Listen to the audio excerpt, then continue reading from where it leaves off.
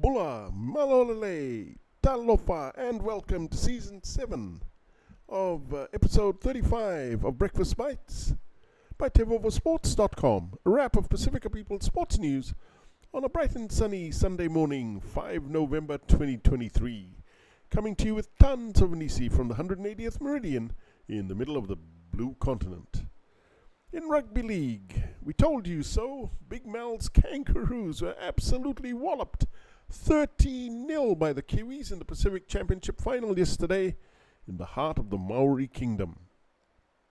The Aussies simply capitulated to the warriors' spirit of the New Zealand Maori on their home soil.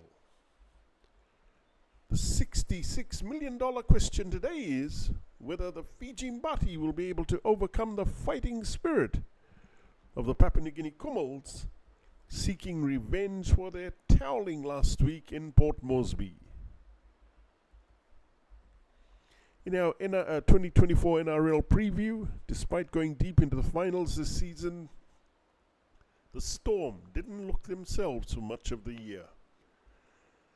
A healthy Ryan Pappenhausen return to fullback would give Melbourne more creativity from the back and allow Nick Meaney, who has filled in admirably there in the meantime, to return to either wing or centre, where he will significantly strengthen that part of the field. In sports biz, Saudi Arabia just secured the 2034 FIFA World Cup, and its aggressive ambition to be involved in as much of professional sports as possible shows no signs of slowing down.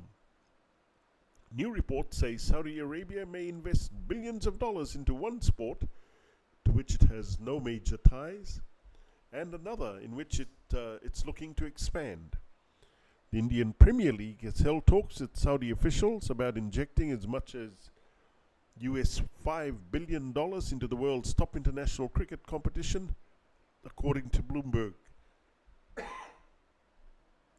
Under a potential deal which would value the IPL at US $30 billion, with Saudi Arabia acquiring a significant minority stake. This would mark the first Saudi investment in cricket. Beyond these new interests, Saudi Arabia has invested in LIV Golf, Formula One, English Premier League club Newcastle United, and in the MMA. In the NBA, players won't be the only ones benefiting financially from the new NBA in-season tournament. NBA coaches will have a financial prize pool that will pay out based on how far their teams advance in the new tournament, according to ESPN. The head coach of the winning team will reportedly receive US $500,000. The runner-up will earn US $200,000. Semi-finalists will make $100,000 US, and quarterfinalists will take home US $50,000. Assistant coaches will have a prize pool that will pay them 75% of what their head coaches earn. In rugby union, Fijian Prime Minister Sitiveni Rabuka surprised everyone by turning up at the Fiji Rugby Union Talanoa session at the Novotel Lamy Bay yesterday morning. Obviously, still emotionally attached to the game he loves and represented Fiji in way back in the 1970s. So what does that signal? More government support for the Flying Fijians, Steve wanting to oust Vorenge as chairman of the FRU, probably both of the above. And finally, only in November, Australia's greatest horse race and one of its biggest and most enduring cultural institutions. The wonderful Melbourne Cup is here again. As always, the country will down tools and stop what it's doing this Tuesday afternoon to watch the huge field contest the 3,200 meters race, which has not only grown into the world's best handicap, but one of the marquee races on the planet.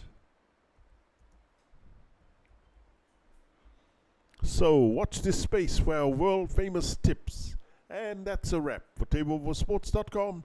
I'm Calden Kamea. Please hit the like and subscribe buttons below if you want to receive more Pasifika sports highlights on Breakfast Bites. Mahalo, kakite, and thank you all too much for all your love and support.